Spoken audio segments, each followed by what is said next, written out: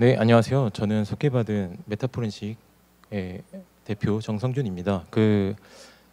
제가 사실은 이 세션 발표를 준비할 때 한글 제목으로 좀 준비를 했었는데요. 맞춤형 안티머리어 솔루션이라는 제목으로 조금 소개를 드렸었는데, 사실 맞춤형이라는 단어가 조금 저희의 의도를 잘 표현을 못하는 것 같아서 발표 자료에 좀 영어로 바꿔봤고요. 제가 강조하고 싶은 단어는 커스터마이저블이라는 단어입니다. 그러니까 쓰는 사람이 원하는 대로 커스터마이징이 가능한 솔루션을 한번 만들어 보고자 했습니다.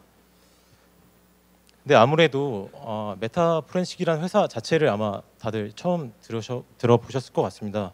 그럴 수밖에 없는 게 메타포렌식은 작년에 창업이 되었고요. 그래서 회사의 연역으로 좀 소개를 드리는 것보다 대표인 저의 개인 커리어로 좀 정체성을 조금 소개를 드리고 싶습니다. 저는 일단 정보보안의 전문가가 되려고 원래 고대 정보보안대학원에 진학을 해서 공학 석사를 졸업을 했는데, 마침 이 시기에 인공지능이 붐이 일면서 저도 되게 빠져들었던 것 같습니다. 그 인공지능의 매력에. 그래서 이거를 좀 업으로 삼아야겠다라고 생각해서 독학으로 시작을 했고요. 근데 아무래도 제가 보안을 전공하다 보니까 가장 접목하기 쉬운 분야가 사실 악성 코드 탐지였던 것 같습니다. 그래서 마침 또 좋은 기회가 생겨서 키사가 악성 코드 탐지 대회를 열었습니다. 그래서 제가 뭐 자랑을 잠깐 하자면 제가 이 대회 초대 우승자고요. 그다음 다음 해에도 참여를 해서 2회 연속으로 우승했습니다. 그래서 원래는 3회 연속까지 우승을 하고 대회를 은퇴하려고 했는데, 제가 이때 개인적으로 이직을 준비하던 시기여서 그것까지는 하진 못했고요. 그래서 제가 원래 처음에는 이 대회를 우승하고 나서 악성 코드 제품을 탐지하는 제품을 만들어 봐야겠다 해서, 이제 그때는 제가 병역 문제가 있었기 때문에 전문 연구 요원으로서 이제 아이네캅이라는 모바일 백신 회사에서 근무를 하면서 백신을 만들었고요. 안드로이드 백신을 만들었고, 이 백신이 글로벌 주요 안티바이러스 테스팅 기관에서 전부 다 만점을 받았습니다. 사실 글로벌 업체에서도 만점을 달성하지 못하는 기관들이 꽤 많았는데, 여러분들이 잘 아실 법한 AV 테스트나 AV 컴패러티브스에서 전부 다 만점을 받았었습니다. 그 다음에 제가 보안 업계를 잠깐 떠났었는데요. 왜냐하면 인공지능 기술이 보안 분야를 위해서 설계된 기술이 아니다 보니까 제가 연구하는데 조금은 한계를 느꼈던 것 같습니다. 그래서 좀 더 배워보려고 컴퓨터 비전이랑 자연어 처리를 좀 전문으로 하는 인공지능 스타트업에서 초기 멤버로 좀 참여를 해서 실제로 대형 보험이랑 금융사에 납품을 하는 데까지 과정에 참여를 했었고요. 그렇게 어떻게 보면은 제가 거의 5년 넘는 시간 동안 인공지능이라는 기술이 산업에 보급화되는 그 격동기의 현장에서 실제로 근무를 했었는데, 그러다가 보니까 제가 약간 인공지능 기술이 되게 멋있는 기술이고 혁신적인 기술인 건 맞는데, 이거를 솔루션으로 만들다 보니까 좀 아쉬운 점이 하나 있었습니다. 뭐냐면은 저희가 고객층을 타겟팅하고 만들 수밖에 없다는 겁니다. 그래서 저희는 이제 제가 전에 있던 기업에서 문서인식을 주로 솔루션을 만들었었는데, 어떤 고객은 재무제표를 인식하기 원하고 어떤 고객은 신분증을 인식하기 원한다는 겁니다. 그러니까 저희가 아무리 재무제표를 잘해도 어떤 고객에겐 그게 쓸모없는 기능이 돼버리는 겁니다. 그래서 약간 이러한 한계를 어떻게 해결해 볼까라는 방향성으로 생각을 하다 보니까, 그러면 커스터마이징이 가능한 솔루션을 만들어 버리면 어떨까라는 좀 생각이 들었고, 그 아이디어의 기초에서 메타포렌식이 창업이 됐다라고 이해를 해주시면 될 것 같습니다. 그래서 이제 보안 도메인에서 그럼 커스터마이저블한 기술이 무엇이냐를 초점으로 좀 말씀을 드리자면, 먼저 이제 개괄적인 좀 인공지능에 대한 제 주관적인 생각을 좀 공유해 드리고자 합니다. 인공지능 기술이 되게 좋고 혁신적이다라고 하는데, 사실 초반에는 이 기술 자체에 대해서 좀 의구심을 품는 사람이 되게 많은 것 같습니다. 이제는 부정하기 힘들지만, 근데 저는 이런 질문을 들으면 항상, 이제는 좀 되게 과거의 사건이 됐지만 알파고 얘기로 좀 설명을 드리는 거 되게 좋아하는데요. 알파고 사건이 왜 저한테도 굉장한 놀라움을 줬냐면은, 이 바둑을 둘 줄 모르는 사람이 세계 최고의 바둑 기사를 자동으로 이기는 프로그램을 만들었다는 데 있다고 생각합니다. 이것이 시사하는 바가 뭐냐면, 원래 기존의 전통적인 프로그래밍은 전문가가 만들어야 잘 동작한다고 저는 생각을 했는데, 인공지능 기술을 사용을 하면은 특정 개인이나 조직이 가진 도메인 지식이 한계를 뛰어넘을 수 있다는 얘기고, 이것은 도대체 이 기술의 한계는 어디인가를 가늠하기 어렵다라는 생각을 했습니다. 그래서 전 알파고 사건이 터졌을 때 이거는 세계를 지배할 기술이나라는 생각을 진짜 했던 것 같습니다. 그래서 오늘날 기술 발전 현황을 보면은 이제 의학 전문 지식이 없는 프로그래머가 전문의보다 더 정확한 프로그램을 만든다든지, 다들 아시다시피 이제 챗GPT가 올해 3월에 출시가 됐는데, 이때는 사실 경외심을 넘어서서 뭐 일론 머스크나 이런 유명인사들이 학습을 6개월 동안 전 세계에 멈춰야 된다라는 말을 할 정도로 저는 개인적으로 공포심마저 심어졌다고 생각합니다. 그리고 최근에 기사인데, 이제 과거 페이스북이 메타죠. 메타가 어떤 사람이 왼쪽에 이 이미지를 보고 있으면 그 사람이 어떤 이미지를 보고 있는지 모델이 이렇게 비주얼라이즈 해준다고 합니다. 이거는 그 사람의 뇌파를 분석해서 그 사람이 무슨 생각을 하고 있는지 모델이 알 수 있다는 의미겠죠. 그러니까 애초에 기존에 사람이 분석조차 할 수 없었던 것을 인공지능이 분석하고 있다고 생각합니다. 그래서 마치 제가 지금까지는 인공지능 기술에 대해서 되게 찬양만 했는데, 당연히 엄청난 한계점이 있습니다. 뭐냐면은 다들 잘 아시다시피 데이터가 없으면 아무것도 할 수가 없습니다. AI는. 그러니까 기존 프로그래밍은 데이터가 없어도 그 개발자가 지식이 풍부하고 전문성이 있으면 얼마든지 좋은 프로그램을 만들 수 있었는데, 아예 상황이 역전이 된 겁니다. 저희는 데이터가 없으면 아무리 세련된 알고리즘을 구현해도 그 어떤 좋은 모델도 만들어낼 수가 없다는 거죠. 그리고 두 번째는 범용적인 솔루션을 만들기가 굉장히 어렵다는 겁니다. 사실 이거는 세계적 난제 중에 하나인데요. AGI라고 불리는 범용 인공지능이란 용어가 있습니다. 그래서 강인공지능이라고도 불리는데, 이건 정말 자아를 가지고 사실 인간처럼 자기가 스스로 뭘 배워야 될지 판단하는, 근데 지금은 뭘 배워야 되고 어떻게 배워야 될지 사람이 다 일일이 지도해 줘야 되는 상황이라서 아직까지는 특정 작업 내에서 일반화 능력을 극대화하는 좁은 의미의 인공지능을 저희가 하고 있다라고 생각을 하시면 될 것 같은데요. 그렇다면은 좁은 의미의 인공지능에서 일반화 능력을 고도화하는 것은 쉽냐라고 물어본다면 결코 그렇지 않습니다. 일반화 능력이라는 것은 저희가 가지지 않은 데이터에서도 잘 동작하게 만드는 능력인데요.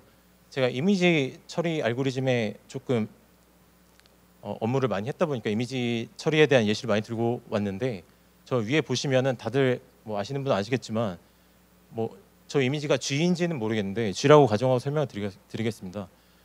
저 G라는 이미지를 컴퓨터한테 인식시키기 위해서 저희는 학습 때마다 배경을 계속 랜덤하게 바꾸고 각도도 바꾸고 명도와 채도를 계속 랜덤하게 바꿉니다. 이렇게 데이터 증강을 하는 이유는 실제로 우리가 예측해야 되는 G는 어떤 형태로 들어올지 모르기 때문입니다.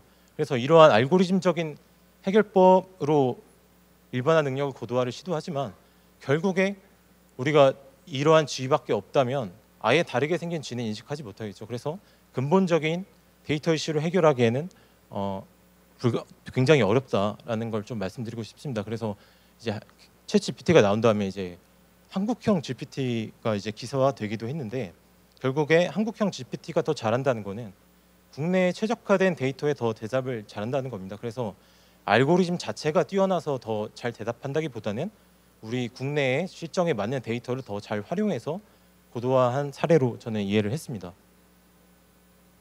그래서 뭐 많은 업계 동향이 있겠지만 제가 주목한 업계 동향은 결국에 이러한 데이터 부족 현상에 의해서 모델 고도화가 어렵고 솔루션을 배포하는 어려운 업계가 그런 상황을 인정하고 서비스를 시작했다는 것입니다. 그래서 아이러니하게도 이게 딜레마라고 생각하는데, 고객은 자신의 개인정보를 제출해가면서 자신에게 최적화된 서비스를 원하지 않습니다. 자기의 개인정보를 보호하면서도 자기한테 최적화된 서비스를 고객은 원한다고 생각을 하는데요. 그래서 원래 기존에는 아래에 저 MLOps라는 자동화된 파이프라인을 제가 들고 왔는데, MLOps라는 것은 이제 DevOps라는 개념을 많이들 아실 겁니다. 원래는 어떤 회사가 자신의 제품을 배포하기 위해서 그 모든 과정을 파이프라인으로 이어서 효과적으로 모델을 출시할 수 있게 배포할 수 있게 만드는 작업인데, 그것을 이제 머신러닝 플랫폼에 도입을 해서 데이터만 바꿔주면, 아니면 아키텍처가 수정되면 그 수정된 사항을 바로 반영해서 모델 배포까지 자동화하는 프로세스를 말합니다. 근데 이 MLOps라는 파이프라인을 원래는 각 기업이 자신의 제품을 효과적으로 서비스하려고 자산으로 가지고 있었는데 이제는 이런 플랫폼 자체를 고객한테 제시하는 겁니다. 그래서 고객이 우리는 너희의 데이터가 없어서 너희한테 최적화된 서비스를 만들지 못하니 고객이 원하는 요구사항을 우리의 파이프라인에 녹여서 직접 원하는 서비스를 만들어라라고 제시를 하는 겁니다. 그래서 빅테크 기업들이 최근에 이런 동향으로 서비스를 많이 시도하고 있다고 생각하고요. 지금까지는 이 인공지능 업계에 대한 전반적인 좀 현황이나 기술의 한계점을 좀 말씀드렸다면 이번에는 좀 보안 분야에 대해서 말씀드리고 싶습니다. 당연히 이제 앞서서 많은 발표자 분들이 이제는 인공지능을 피할 수 없다라고 말씀하셨듯이 저도 당연하다고 생각하는데 그 이유 중에 하나는 AI 기술의 수혜자가 방어자뿐만 아니라 당연히 공격자도 활용할 수 있기 때문입니다. 공격자가 AI 기술을 사용한다는 것은 사람이 분간하기 어려운 공격을 정교한 기술을 대량으로 생산한다는 얘기고 우리는 사람이 분석할 수 없는 분간하기 힘든 대량의 데이터를 사람이 이제는 수동 분석하기 어렵고 휴리스틱한 방식으로도 대응하기가 이제는 어렵다고 생각합니다. 그래서 AI의 도입이 이제는 피할 수 없는 상황이 됐다라고 생각합니다. 그렇다면은 우리가 그럼 AI 기술을 가지고 어떤 보안 솔루션을 만들어야 되냐라고 질문을 했을 때 사실 딱히 너무 많은 보안 분야가 있어서 특정하기가 어렵다고 생각합니다. 그냥 개괄적인 목표로 잡아봤는데 글로벌 업계에서 성능 경쟁이 가능한 고성능 모델 확보라고 한번 조금 폭넓은 의미의 목표를 한번 잡아봤습니다. 그래서 이런 목표를 가지고 그러면은 업계에서 지금 어떻게 안티바이러스 엔진이 동작하고 있는지를 한번 살펴봤는데요. 그렇게 한눈에 펼쳐볼 수 있는 서비스가 저는 이제 바이러스 호탈이라고 생각을 합니다. 그래서 제가 바이러스 호탈을 아마 자주 조회를 해서 봤던 현상이 크게 두 개 있는데요. 첫 번째는 벤더사가 다른데 중복된 탐지명을 가는 회사들이 몇 개 있더라는 겁니다. 그래서 저는 이제 아무래도 오탐 이슈가 있다 보니까 한두 개의 업체만 탐지한 파일을 악성으로 간주하지는 않습니다. 오히려 정상으로 분류하는 편인데요. 이런 것처럼 그런 특정 개수를 만족해 악성으로 판단하는 기준을 가지고 있다면 이렇게 중복되는 탐지명을 가진 것들을 최대한 기피하려고 합니다. 그러니까 제가 구체적으로 왜 이게 중복되는지는 이유는 알지 못하지만 그냥 사용자 입장에서 봤을 때는 동일한 엔진을 사용한다고 판단됐기 때문입니다. 그래서 바이러스 호탈 자체가 다양한 의견을 수렴하는 데에 의의가 있기 때문에 이런 중복된 탐지명은 좀 피하려고 했습니다. 그리고 대부분의 백신사가 각각의 탐지명을 내놓는데 의견이 일치하지 않더라는 겁니다. 그리고 그냥 단순히 정상이냐 악성이냐 이렇게 이분법으로 좀 구분을 해서 제가 정상과 악성에 대한 레이블링은 가능한데 바이러스 호탈을 참조해서 실제로 그 악성이 어떤 위협인지까지는 레이블링을 못 하겠더라고요. 왜냐하면 어떤 벤더사가 맞는지를 제가 감히 추정하기가 어려웠기 때문입니다. 그래서 아직까지는 정적 분석만으로 정확한 탐지명을 내놓는 것이 모든 업계가 어려워한다라고 저는 잠정적으로 결론 지었는데 물론 어떤 분들은 어떤 회사는 잘 맞추고 있는데 그냥 다른 업체가 못하는 걸 수도 있지 않느냐라고 하실 수 있는데 저 오른쪽에 이제 캡처한 화면은 동적 분석 결과를 이제 커뮤니티에서 사람들이 추후에 올려놓은 결과인데 여기서는 폰북이라는 악성 코드 유형으로 의견이 또 일치를 하더라고요.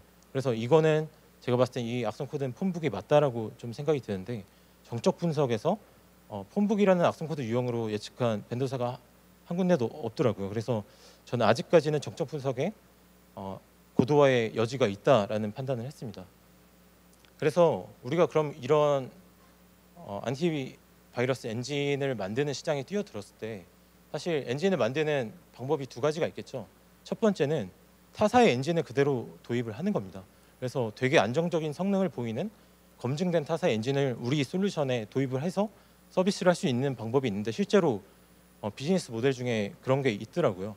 근데 아까 말씀드렸듯이 바이러스 호탈의 사례로 말씀드렸듯이 굉장히 많은 보안 회사가 있는 걸 세계적으로 많은 보안 회사가 있는 걸로 제가 조사를 했는데요.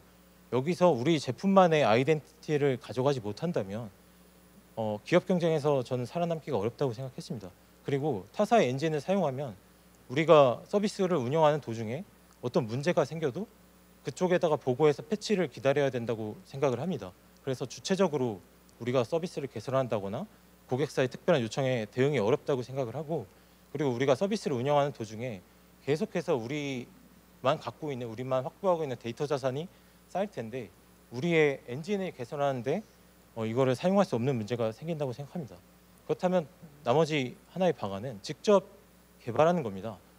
근데 이제 아무래도 AI에 대한 이제 광범위한 지식이 없는 기업 입장에서는 어디서부터 시작할지 참 난감할 거라고 생각합니다. 사실 성능 고도화 말고도 이제 제품 단으로 넘어가게 되면 최적화 이슈도 있고, 운영하는 단계에서 모델이 틀렸을 때 어떻게 업데이트를 해야 되는지까지 운영 단계까지 고민을 해야 되다 보니까 그러한 전체적인 파이프라인을 처음부터 구축하기가 굉장히 어렵고, 만약에 막대한 개발 비용을 들여서 개발을 했더니 그게 시장에서 요구하는 성능상에 만족하지 못한다면 다시 처음부터 시작을 해야겠죠. 그런 재개발 비용이 엄청나게 부담이 될 거라고 생각합니다. 그래서 저희 메타 포렌식에서는 플랫폼 솔루션을 한번 기획을 해봤습니다. 그래서 단순히 고객사가 어떤 지금까지는 이제 악성 코드라는 범용적인 용어를 사용을 했는데, 사실 악성 코드가 될 수 있는 파일 유형이 엄청나게 많다고 생각합니다. 나열하기 열거하기 어려울 정도로. 그래서 어떤 파일 유형의 악성 코드를 잡고 싶고 어떤 유형의 악성 코드를 우린 타겟팅하겠다라는 요구 사항을 데이터로 이 플랫폼에 입력만 해주면 고객의 요구 사항을 최적화하는 프로세스를 완전히 자동으로 진행하는 플랫폼 기술을 저희는 제안 드리고 있습니다. 그래서 엔진 생성 플랫폼으로 말씀드릴 수 있을 것 같고, 핵심 키워드는 포맷 어그노스틱인데 이제 악성 코드가 될 수 있는 모든 파일 확장자 처리 능력을 가지고 있고, 이제 데이터에 기반해서 움직인다라는 것은 고객사가 완전히 똑같은 데이터셋을 가지고 활용해도 그 데이터를 구분짓는 기준이 다르면 아예 다른 모델이 나오게 만든다는 얘기입니다. 그래서 요구사항대로 모델의 아웃풋이 달라지는 자신만의 독창성을 가질 수 보장하는 그런 플랫폼을 말씀드리는 거고, 가장 중요한 세 번째로 완전히 자동화된 프로세스로 진행이 된다는 것입니다. 근데 당연히 이런 플랫폼 기술이 구현 자체가 쉬울 리가 없겠죠. 많은 요구사항들을 수령하고 엄청난 퍼포먼스를 내는 모델을 만들어야 됩니다. 그러기 위한 저희가 생각하는 핵심 기술들을 소개해드리고 저희의 관점을 좀 말씀드리고자 합니다. 첫 번째는 사실 어떤 연구를 할 때 연구 동향을 먼저 살피는 게 되게 중요하다고 생각하는데요. 이건 올해 초에 출시한 논문을 제가 한번 대표적인 논문이라고 하고 한번 가져와 봤는데, 사실 이미지로 파일을 변환해서 딥러닝 CNN 기반의 처리를 하는 논문은 아마 많이 보셨을 거라고 생각합니다. 근데 이 논문에서는 이제 머신러닝 클래시파이어가 리소스가 부담이 적다 보니까 최종 분류기는 머신러닝 분류기로 가져가되 애초에 피처 자체는 딥러닝 CNN 기반의 모델을 맡겨서 자동으로 뽑게 하자라는 컨셉입니다. 그래서 딥러닝 모델과 머신러닝 모델을 동시에 결합한 형태의 하이브리드한 아키텍처를 제안을 했고, 실제로 이 머레어 이미지라는 공개된 데이터셋이 있더라고요. 이걸 가지고 각 논문에서 이제 소타를 계속 경쟁을 하는데 이렇게 제안된 아키텍처에서 99%라는 굉장히 높은 성능을 보였다라고 이제 컨트리뷰션을 제안을 했습니다. 그래서 이 기술만 보면은 제가 말씀드렸던 어떤 파일 유형이 와도 대응 가능한 플랫폼을 구축하는 데 있어서 굉장히 이상적인 것처럼 보입니다. 왜냐하면은 어떤 파일 포맷이 들어와도 그냥 전부 다 픽셀로 바꿀 수 있기 때문입니다. 그럼 저희는 정말 이러한 업계가 아니라 이러한 연구 동향대로 딥러닝 기술을 적용하는 게 최선인가에 대해서는 한번 의문을 가져볼 필요가 있다고 생각합니다. 그래서 여기서 이제 CNN 기반의 아키텍처를 활용했다 보니까, 그러면은 애초에 CNN이 이미지 처리에 특화된 알고리즘이다 보니까 CNN으로 이미지 분류를 지금 어느 정도로 잘할 수 있는지를 먼저 파악을 해봐야 된다고 생각합니다. CNN의 발전을 거의 이끌었던 대회가 하나 있는데요. 이미지넷이라고 엄청나게 많은 클래스, 1000개에 가까운 클래스를 몇백만 개의 데이터셋을 쌓아서 챌린지를 열었던 사례가 있습니다. 근데 보시면은 2015년에 레지넷이라는 되게 혁신적인 아키텍처가 발표가 되면서 사실 2015년부터 인간이 이미지를 구분할 수 있는 능력 자체를 뛰어넘었습니다. 그래서 여기서 제가 말씀드리고 싶은 건 이미 CNN이라는 것 자체가 이미지를 분류하는 게 사람의 능력을 뛰어넘었다. 그 정도로 연구가 고도화됐다라는 말씀이고, 그럼 그런 배경 지식을 가지고서 그 논문에서 제안한 데이터셋을 제가 직접 다운로드 받아서 한번 살펴봤는데요. 이제 중간에 그림을 보시면은 얘네가 이제 각 폴더별로 악성 코드 유형이 똑같은 것을 이렇게 모아놨는데, 대충 육안으로 보기에도 사실 같은 악성 코드 유형이라고 모아놓은 것들이 굉장히 유사하게 생겼다는 겁니다. 그래서 사람의 육안으로도 위에와 아래의 악성 코드 유형이 확연하게 분간이 된다고 저는 생각을 했습니다. 제가 분간이 잘 되는 것만 캡처한 게 아니라 모든 폴더에 들어가 보면 이런 식으로 되게 쉽게 분간이 되는 이미지로 구성이 되어 있더라고요. 그렇다면 실제로도 악성 코드 유형이 같으면 이런 식으로 픽셀 분포가 비슷하게 나올까요? 제가 실제로 제가 가진 악성 코드 유형으로 캡처를 해봤는데 분간이 안 되죠. 그래서 실제 정답을 보시면은 위에는 레드라인이라는 악성 코드 유형으로 똑같고요, 밑에는 폰북이라는 유형으로 똑같습니다. 그래서 저희는 만약 이런 상황이라면 위의 이미지의 특성이 동일하다라고 모델한테 학습시켜야 된다는 겁니다. 근데 사실 이미지 처리 분야에서는 육안으로도 구분 안 되는 이미지를 학습시켜서 분류하게 만들진 않거든요. 그래서 실제에서도 잘 통할까에 대한 의구심이 되게 굉장히 크게 들었습니다. 단순히 그리고 이러한 그래픽적 특성 외에도 해상도 차이도 굉장히 심하게 난다는 게 또 주목할 만한 점입니다. 그리고 그러니까 제가 말씀드리고 싶은 거는 그런 연구 동향을 파악할 때 그 저자가 주장하는 컨트리뷰션에 집중할 게 아니라 이게 실제로 산업계에서 활용할 만한 가치가 있는지를 객관적으로 판단해야 된다는 말씀을 드리는 거고, 그 외에도 사실은 딥러닝 기반으로 우리가 접근을 했을 때 여러 가지 부가적인 문제가 있다고 생각합니다. 사실 딥러닝의 특성 및 장점이라고 하면은 원본 데이터를 우리가 그대로 입력해서 사람의 선입견 없이 주요 특성을 자동으로 선택하는 데 특화가 됐다고 생각하는데, 그럼으로 인해서 사람이 갖고 있는 그런 선입견에 제약을 받지 않고 사람의 인지 능력을 뛰어넘을 수 있는 기술이라고 생각합니다. 근데 실제로 우리가 원본 데이터를 그대로 입력하는 것은 아닙니다. 리소스의 제약이 있기 때문에 해상도가 엄청나게 큰 이미지라면 축소를 해야 됩니다. 그래서 이런 식으로 왼쪽에 보이시는 것처럼 고양이 사진을 1000x1000짜리 고양이 사진을 200x200으로 줄였을 때 사실 우리는 둘 다 고양이를 나타내는 이미지라고 인식을 할 수 있죠.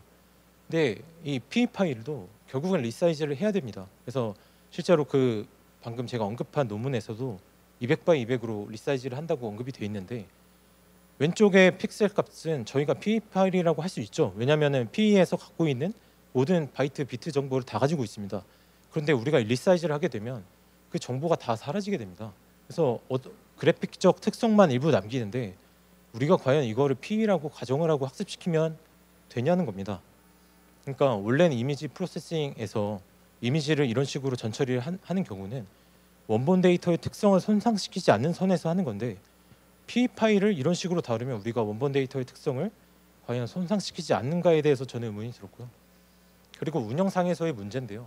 딥러닝은 이제 메모리 공간이 되게 제약이 되어 있기 때문에 데이터 자체를 전부 다 메모리에 올려서, 예를 들어서 정상 파일이 10,000개고 악성 코드가 10,000개면은 20,000개를 전부 다 메모리에 올려서 한 번에 학습시킬 수가 없습니다. 그래서 배치 프로세싱이라고 해서 미니 배치라는 단위로 우리가 메모리가 1개에 도달할 때까지 배치 사이즈를 키워서 조금씩 정복해 나가는 방식으로 학습이 됩니다.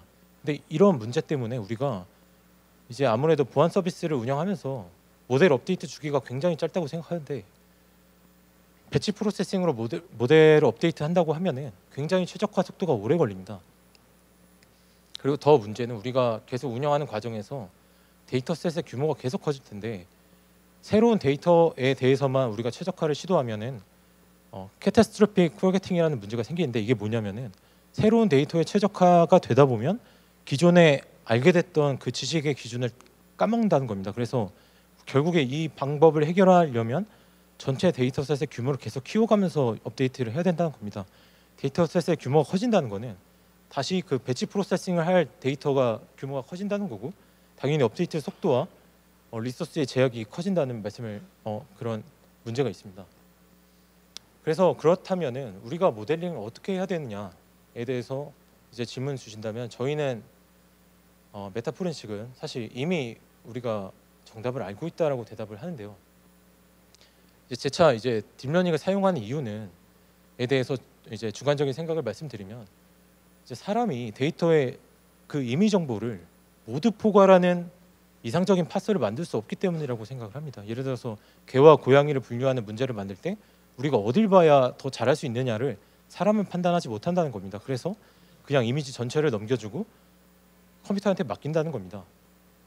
근데 만약에 우리가 어디를 보면 이 정보를 시멘틱 정보를 알 수 있다라고 하면은 그 필요 없는 부분은 당연히 날리고 보는 게 합리적이겠죠. 근데 이제 우리가 정의하는 악성 코드라는 것들은 대부분 일정한 포맷, 사람이 정의한 포맷을 가지고 데이터를 가지고 있습니다. 그래서 결국에는 임의 정보가 다 정의가 돼 있다는 거죠. 물론 그 우리가 분류 작업을 해야 되니까 분류 작업에는 어떤 피처가 중요한지는 사실 모릅니다. 그래서 일단은 파서에 따라서 모든 정보를 수출한 다음에 그 다음 과정부터는 맡기자는 겁니다. 그래서 데이터 포맷별로 우리가 정답지를 굳이 버리고 문제의 난도를 더 키울 필요가 있느냐는 겁니다. 근데 이렇게 뭔가 이상적인 모델링 방법처럼 제가 제안을 드렸지만 당연히 이것도 정답은 아니라고 저는 말씀드리고 싶습니다. 인공지능 기술이 결국엔 계속해서 발전되고 있고 결국에 우리가 접근하는 방식이 한계를 맞으면 연구 동향을 다시 파악해서 새로운 방법을 접근해야 된다고 생각하는데 문제는 우리가 지금 접근하고 있는 방식이 합리적인지를 판단하는 기준이 필요하다는 것입니다. 그래서 근데 이제 저는 다른 업계에서 인공지능과 사이버 보안 분야에서 인공지능이 약간은 달라져야 된다고 생각하는 게 사이버 보안의 특성상 오류를 허용하면 안 된다고 생각합니다. 예를 들어서 원래 인공지능 분야에서 테스트를 할 때 절대 학습되지 않는 독립된 테스트 셋을 구축을 해두고 계속 모델 학습 데이터를 구축하고 모델을 업데이트해 가면서 그 동일한 테스트 셋으로 모델 고도화를 평가합니다. 근데 이제 저희가 백신을 배포한다고 했을 때 테스트 결과 했는데 99%인 상태에서 사실 배포를 하면 안 된다고 생각하거든요. 그러니까 우리가 이미 오탐이 나는 데이터를 알고 있는데 오탐이 나는 상태로 서비스를 할 수는 없다고 생각합니다. 그래서 사이버 보안의 특성상 우리는 확보한 데이터셋에서는 무조건 정탐률 100%를 보증해야 된다고 생각합니다.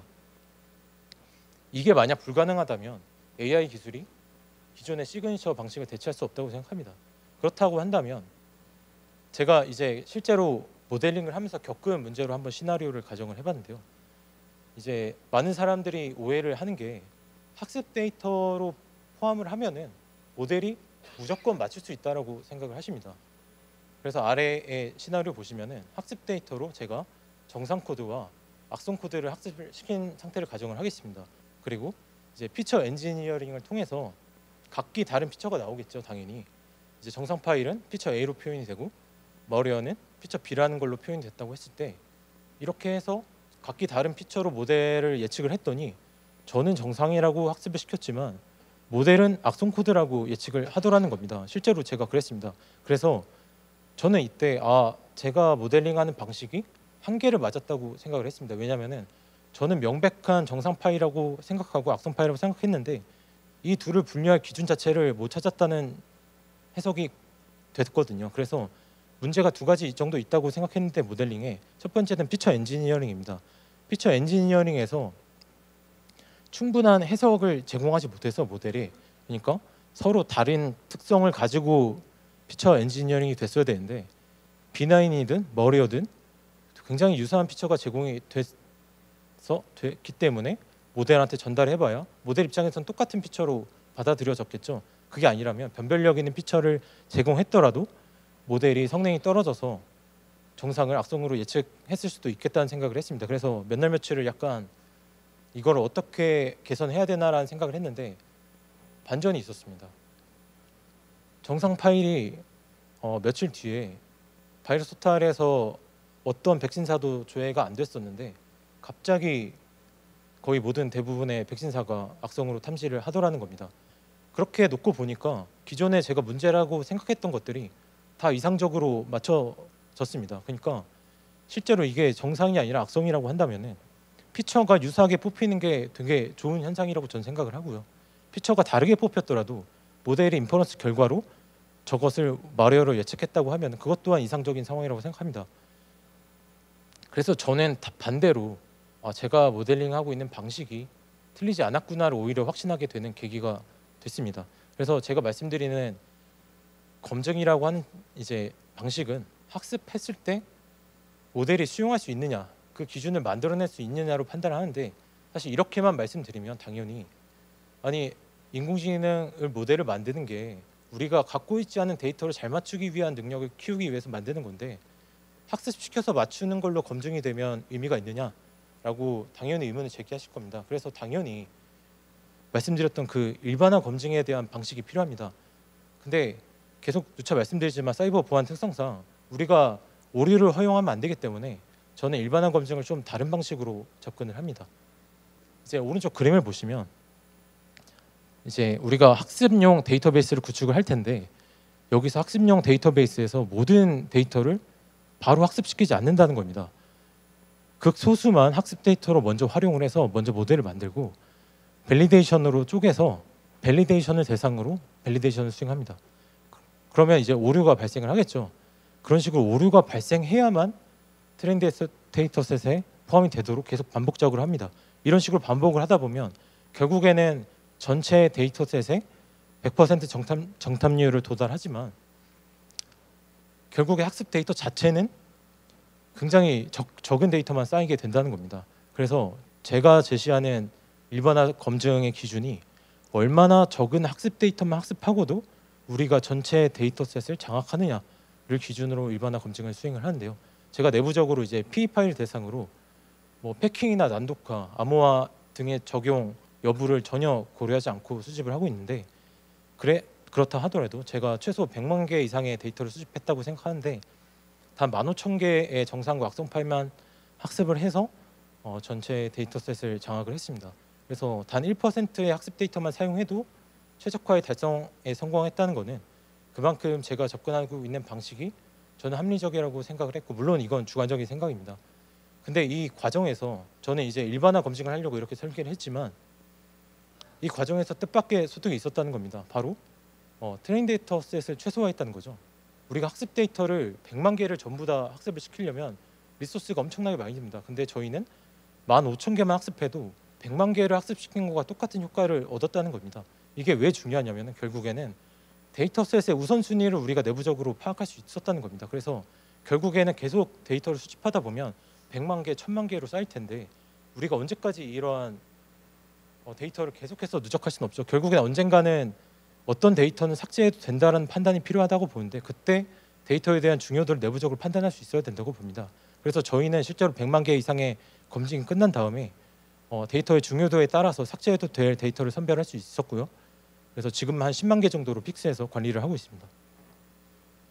그래서 여태까지의 이제 모델링 방안에 대해서 약간 개괄적인 좀 저희의 접근 방향성을 말씀드렸고, 그리고 이제 보안 분야의 특성상 이제 해석 가능성에 대한 얘기가 되게 많이 나오더라고요. 사실 다른 분야 같은 경우에는 그냥 성능만 좋으면 되지 굳이 우리가 뭐 이게 어떻게 동작하는지 알아야 되냐라는 의문을 많이 던지시곤 합니다. 왜냐하면은 데이터의 특성에 따라 달렸다고 보는데요. 이미지 같은 경우에는 만약에 개와 고양이로 딱 분류된 결과를 사람이 보면은 개로 잘 분류했네, 고양이로 분류했네라고 바로 직관적으로 알 수 있습니다. 하지만 악성 코드는 악성 코드로 분류해도 사람이 직관적으로 그게 악성 코드인지 알지 못하니까 더더욱 그 모델에 대한 근거가 필요한 거라고 생각합니다. 근데 이 그림은 아마 XAI에 대한 검색을 하시면 가장 먼저 보이는 이미지라서 다들 알고 계실 거라고 생각하는데요. 이 이미지는 이제 우리가 인공지능 모델을 해석하지 못하면 결국 피드백도 하지 못하기 때문에 굉장히 난처한 상황이다라고 생각을 해서 마치 우리가 모델을 해석 가능하면 되게 이상적인 상황이다라고 묘사를 하고 있는데요. 과연 정말 그럴까요? 제가 한번 다른 시나리오 가져와 봤습니다. 우리가 패킹된 머리어를 정적으로 분석한다는 가정으로 한번 해보겠습니다. 그래서 우리가 머신러닝을 쓸 때는 딱히 사람의 해석 가능성을 고려하지 않고 그냥 모든 수용 가능한 피처를 뽑아서 전달을 하니까 패킹 됐음에도 이제 인공지능 모델은 악성 코드라고 맞추더라는 겁니다. 근데 사람이 봤을 때는 패킹이 됐다 보니까 정적으로만 봤을 때는 어떠한 악성 요소도 보이지 않습니다. 그래서 모델이 도대체 왜 이런 결과를 내놨는지 이해할 수 없습니다. 그래서 이러한 상황을 우리는 이해할 수 없는 상황이라고 이야기할 수 있을 텐데요. 이 상황을 바꿀 수 있습니다. 똑같이 모델한테도 사람이 이해할 수 있는 피처만 던져주면 됩니다. 그랬더니 모델이 이번엔 틀리는 겁니다. 그러니까 패킹된 머리였는데 정상이라고 합니다. 하지만 사람은 합리적이죠. 왜냐하면 내가 봐도 악성 요소가 보이지 않으니까 머신러닝도 모델도 놓치는 게 당연하다라고 합리적으로 우리가 이해해 볼 수 있다는 겁니다. 그러니까 제가 드리고 싶은 말씀은 성능을 고도화하려면 결국엔 모델의 복잡도가 올라가야 됩니다. 모델이 복잡해질수록 해석성이 당연히 떨어집니다. 그래서 모델의 복잡도와 해석 가능성 사이에 트레이드오프가 있다라는 말씀을 드리고 싶은 거고, 그렇다면 우리가 해석 가능성을 포기해야 되느냐? 그런 건 아니죠. 우리가 해석 가능성을 접근을 할 때 알고리즘 고도화된 알고리즘에 붙어서 우리가 이해하려고 할 게 아니라 결국에 그 알고리즘이 데이터에 의해서 완성된 알고리즘이다 보니까 우리가 어떤 데이터를 학습시켰느냐로 접근하면서 그 알고리즘을 해석할 수 있다고 저는 생각을 합니다. 이미지 처리 분야에서 이미지 검색이란 작업이 있습니다. 그래서 이미지 검색 작업에서는 이제 DB에다가 우리가 미리 찍어둔 어떤 장소의 이미지를 다 저장을 해두고 피처화를 해서 피처 DB를 만들어냅니다. 그래서 이 피처 DB는 이미지가 아무리 사이즈가 커도 되게 압축된 형태로 데이터베이스화가 되기 때문에 아무리 데이터의 규모가 커도 우리가 조회를 실시간으로 할 수 있는데요.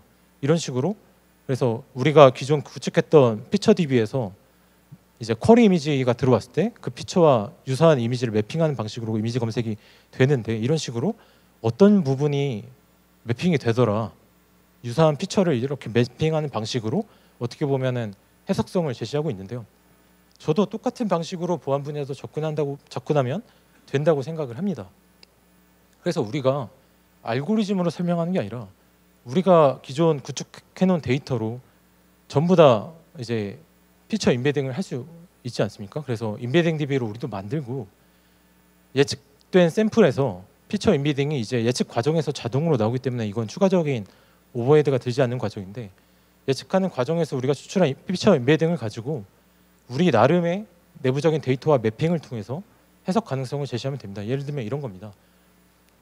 어떤 데이터를 예측을 했더니 이걸 악성 코드인데 악성 코드로 탐지를 하지 못했습니다. 거기에 대해서 우리가 분석을 해보니까 예측된 샘플이 우리가 구축했던 데이터베이스와 비교를 해보니까 악성 인베딩보다 상대적으로 정상 인베딩과 유사하게 나타나는 걸 보였습니다. 그런데 실제로 절대적 유사도 자체는 크지 않은 것으로 보아서 우리가 아마 새로운 유형의 악성 코드를 탐지를 하게 돼서 놓친 것 같다. 그래서 이거는 추가적인 학습 조치가 필요하다라는 결론에 도달할 수 있을 것 같고, 아까의 그 이미지 검색 사례와 마찬가지로 정확히 매핑을 할 수 있겠죠. 어떤 부분들이 실제로 매핑했는지.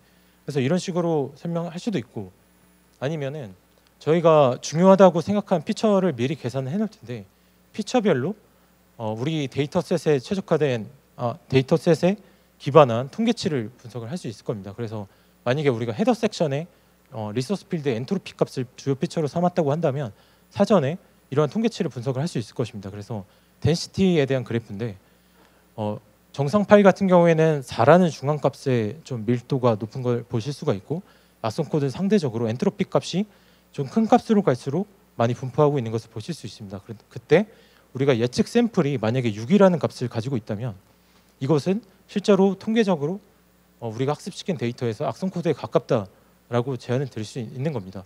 근데 이제 여기서만 끝나면은 이제 우리는 이제 PE 파일 아는 사람들은 헤더 섹션이 뭔 줄 알고 리소스 필드가 뭔 줄 알지만 일반 대중들이 사용할 때는 모를 수가 있습니다. 그때 이제 챗GPT를 이용하면 되겠죠.